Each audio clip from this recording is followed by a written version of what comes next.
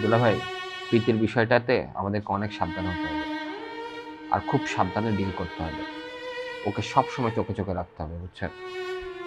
হ্যাঁ, আমার পক্ষে তো সবসময় অফিস বাদ দিয়ে বাসায় বসে থাকা সম্ভব না। আর যদি বাসায়ও থাকি, সারাক্ষণ তোকে সঙ্গ দেওয়া সম্ভব না আমার।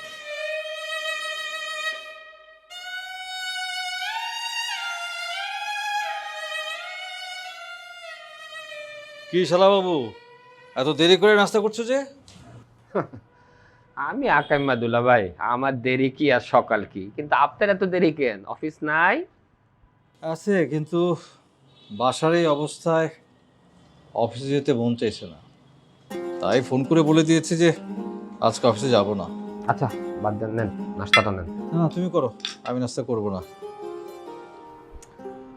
দুলা ভাই, আই এম সরি দুলা ভাই, আমার আসলে প্রীতির ব্যাপারটা আপনাকে আগে না বলে আপাকে বলাটা ঠিক হয় নাই। আমি মনে করছি আপনারা দুজন ঘরেই আছেন, একসাথে কথাটা বলি। দেখো, আমাকে আগে বললে কোনো লাভ হতো না। তোমার আপাকে আমি বোঝাতে বা কিছুতে আটকাতে পারতাম না, এরকমই হতো। আর দুলা ভাই, ব্যাপারটা তো কোনো না কোনো সময় জানাজানি হতোই, তাই আমি ভাবলাম এখনই বলে ফেলি। কিন্তু আপা যে এইভাবে রিয়েক্ট করবে আমি এটা চিন্তাও করতে পারিনি।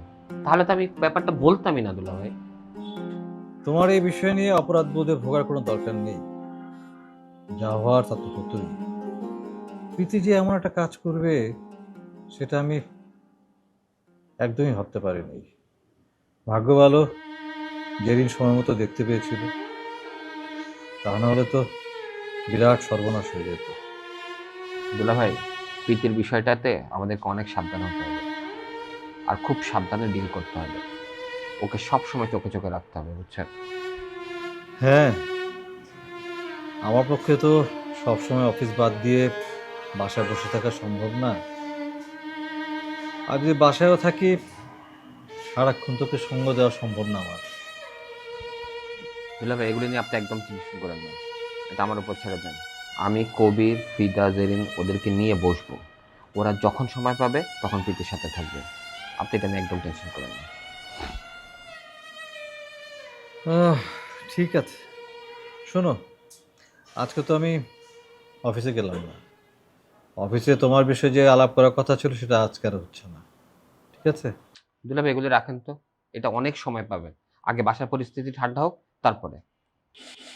আচ্ছা, ঠিক আছে, তুমি নাস্তা করো, আমি গেলাম। আচ্ছা।